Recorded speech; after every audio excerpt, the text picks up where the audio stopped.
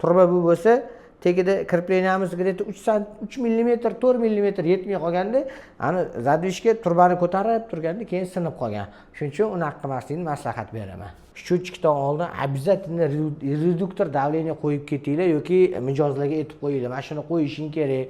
Bo'lmasa uyingga katta давление kiradi deb do'g'orda aytib qo'yish kerak. Nasosni stansiyani 50 cm tepaga qo'yishni maslahat beraman.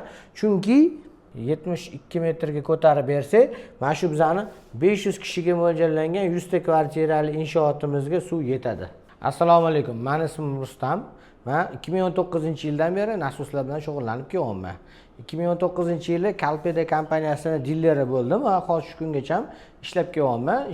Faoliyatim davomida Golden House bilan, O'zbegim Development bilan, yana Mirabat Avenuega hamma nasoslarni biz postavka qildik. Food City bozorining qurilishida juda ham ko'p nasoslar olib keldik. Namangandagi Chortoq zavodga, yana undan tashqari juda ham ko'p quruvchilarga nasoslarni olib kelib, qo'yib, o'rnatib, ishlatib berganmiz. Suv ta'minotida 5 yildan beri bizni opitimiz bor. Hozir sizlarga foydali bo'lsin deb nasos tanlashni don quruvchilarga ozgina tushuntirib bermoqchiman. Keyin ustalar uchun qanaqa montaj qilish kerak, shuni tushuntirib bermoqchiman. Va ko'rsanglar bu yerda mana yozib qo'ydim. Bitta kishi boshiga bir kishiga norma 250 litr sutkasiga domga. Misol uchun agar dominglar 100 ta kvartiradan iborat bo'ladigan bo'lsa, bino har bitta kvartirada 5 ta odam zapasi bilan 4 ta ham turishi mumkin, oilada 3 ta ham turishi mumkin.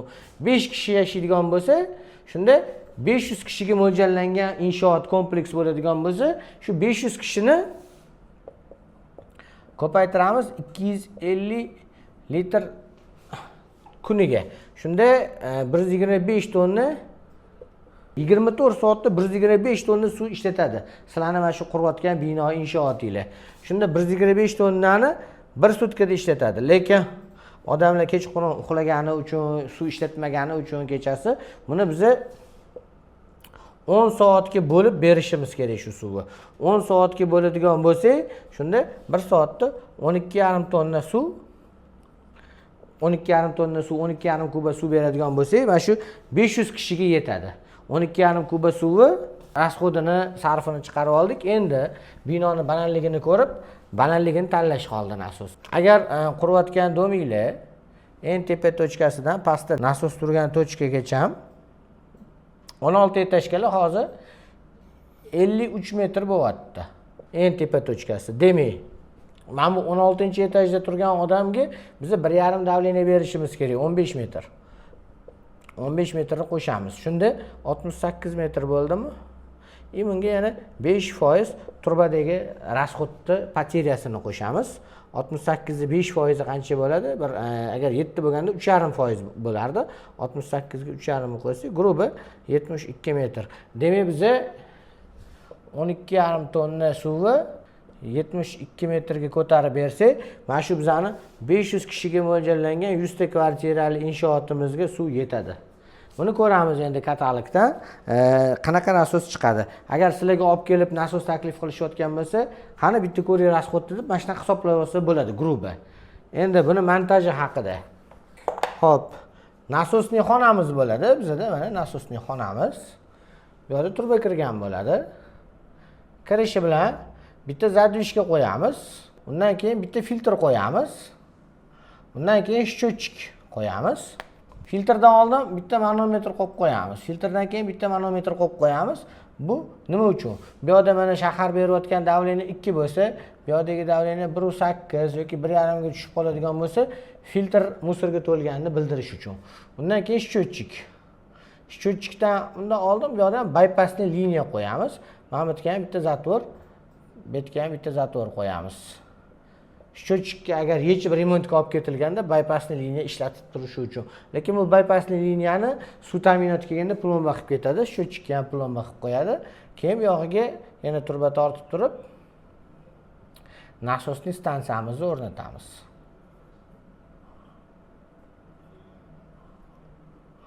Mana nasosning stansiyani kirishi va chiqishi bo'lsa, keyin uje bu yerda tortib kollektorga sekin domimizdagi stayaklarni ulashishni boshlaymiz.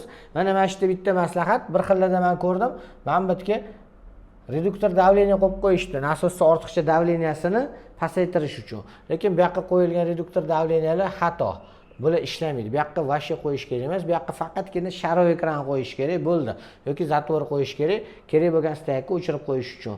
Reduktor davleniyani bo'lsa, bu bino bo'lsa, biz mana shu eng tepa etajga yetkazish uchun 53 metrli binoda 7 davleniya berdik. 7 bar berdik.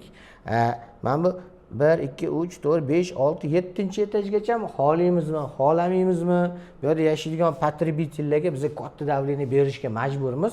Chunki biz o tepadagi odamga ham yetkazishimiz kerak.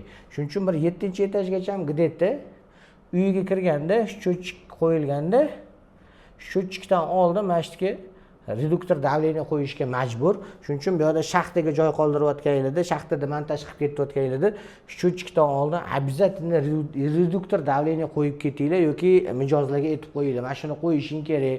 Bo'lmasa uyingga katta davleniya kiradi deb do'g'orda aytib qo'yish kerak yoki remont bilan topshirayotgan bo'lsangiz, счетчик bilan buni qo'yib ketishinglar kerak. Sababi bir xil quruvchilarda bo'ldi shunaqa vaziyatlar ham, reduktor qo'yishga shaxtaning ichida prosta joy qolmagan. Shu muammo. Shuni qo'yib ketish kerak. Endi montajniklarda yana bitta maslahatlarimizdan bittasi, nasosniy stansiyani tagiga ugonnikdan yaxshi chizamadimi? Ugonnikdan yerdan 50 sm qilib mana shuni. Yerdan 50 sm tepaga qilib nasosniy stansiyani, mana shu nasosniy stansiyani 50 sm tepaga qo'yishni maslahat beraman. Chunki suv toshsa, avariya holatlari bo'lsa, yeri suv toshganda nasos balandroq turadi, nasosga suv tegmaydi. Bizning o'zimizda shu holat bo'lgan, bizda qo'ygan zadvishkamiz yorilib ketgan, nasosni xonani suv toshgan, 20 sm suv ko'tarildi nasos xonada, lekin nasosniy stansiyamizga zarar yetmadi. Xo'p, undan tashqari bu yoqqa qo'yilgan zadvishkalar, zatvorlar, filtrlar hammasi sifatli, yaxshi mahsulot bo'lishi kerak va krepleniyasi, turbalarning krepleniyasi to'g'ri bo'lishi kerak. Meni o'zimda 2-3 yil oldin xatoyim bo'lgan, bir joyda montaj qilganda qaramay qolganman. Turba bu bo'lsa, tagida krepleniyamiz где-то 3 mm, 4 mm yetmay qolganda, ani zadvishka turbani ko'tarib turganda keyin sinib qolgan. Shuning uchun uni qilmaslikni maslahat beraman. Bu bizani mijozimizda 16 etajli dom, 110 ta xonadoni bor baland qavatli binoni nasosxonasi. Nasosxona qanaqa bo'lishi kerak? Mana ikkita nasos turibdi. Bizda birinchi головной zadvishkamiz bor mana. Головной zadvishkadan keyin bitta manometrimiz bor. Shahar bizga 3 davleniya beryapti. Undan keyin bitta zatvorimiz bor. Undan keyin bitta filtr qo'yganmiz. Bu bypass liniya bu yerdan ketgan mana. Bypass liniya. Bu bitta zatvor, bu yerdan bitta zatvor. Bu ikkita zatvorni nima uchun qo'yganmiz? Filtrni tozalamoqchi bo'lsak agar ikkita zatvorni yopamizda filtrni tozalab olamiz biz. Счетчигimizda agar nimadir remont ishlari bo'ladigan bo'lsa, ikkita zatvorni yopamiz, счетчигimizda remont nimadir ishlar qilamizda. Keyin agar qachon счетчик yechilib standartga, go'standartga, proverkaga olib ketilganda, ikkita zatvorni yopib qo'yamizda. Mana bypass liniyamiz bor bizani. Bypass liniyamizda mana plomba turibdi, mana plomba turibdi. Mana shu plombani biz turib o'shanda inspektorlar bilan birga ochib beramiz. Mana shu liniyadan suv ichib turadi. Pakka bu inspeksiyada turgan paytda. Hop, bypassdan keyin bitta zatvor nasosniy stansiyamizning o'ziga qo'yilgan mana kirishiga bitta filtr qo'yganmiz. Agar shu filtrni tozalamoqchi bo'lsak, bu zatvorni yopamiz. Keyin nasosniy stansiyamizda mana ikkita kran turibdi, sharovoy. O'sha ikkita kranni yopsak, tozalab ola olamiz. Endi eng qizig'i, u yerda bitta manometr turibdi, bu yerda mana ko'ryaptimi, bitta manometr turibdi orqada.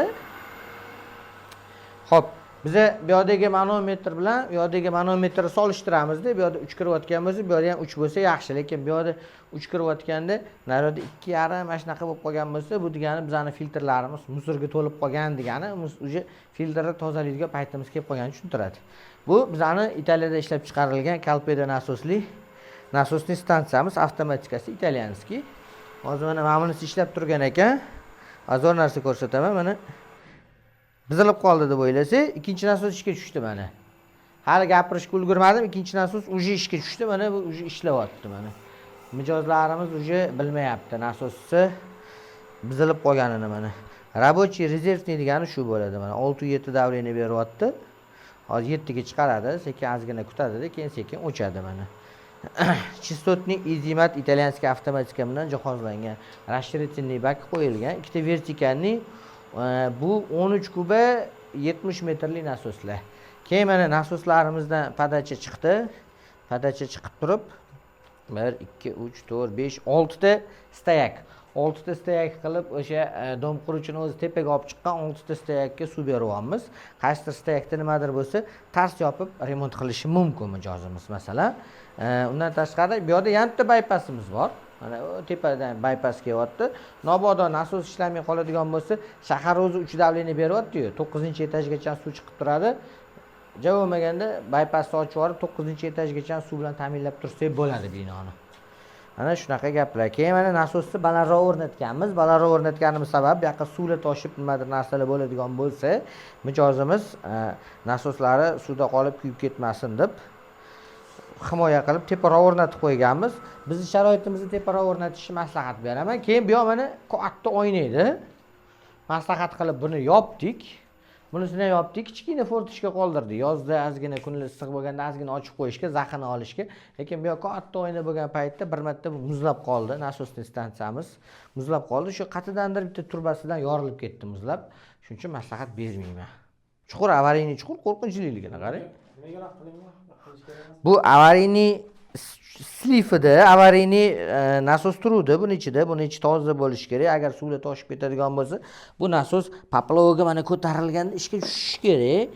Ishga tushib, buni suvlarini chiqarib yuborish kerak edi, lekin mana yamani ichini nosoz holatda ushlashayotgan ekan. Ichida g'isham, armatura, hamma narsa bor. Agar mabodo suv toshadigan bo'lsa, bu nasos yordam bermaydi. Shuning uchun mijozimizga buni tayyorlab aytamiz, buni to'g'rilab qo'yinglar, ishlatib qo'yinglar deb aytishimiz kerak. Agar domiylarga nasosli stansiya kerak bo'lsa yoki nasosli stansiyani o'rnatib berish, ko'rib berish xizmatlari kerak bo'ladigan bo'lsa, bizning o'zimizning servisimiz bor. Servis borib nasosingizni ko'rib berishi mumkin yoki yangi nasos o'rnatishingiz kerak bo'lsa, men borib joyida loyihani ochib ko'raman. Loyiha bo'yicha bo'lishi mumkin. Bir paytlar masalan sizlar bir 75 ta kvartira qurmoqchi bo'lgansizlar-da, keyin bo'lishi mumkin joyida 100 taga aylanib ketdi, rasxod qo'shilib ketgan bo'lishi mumkin.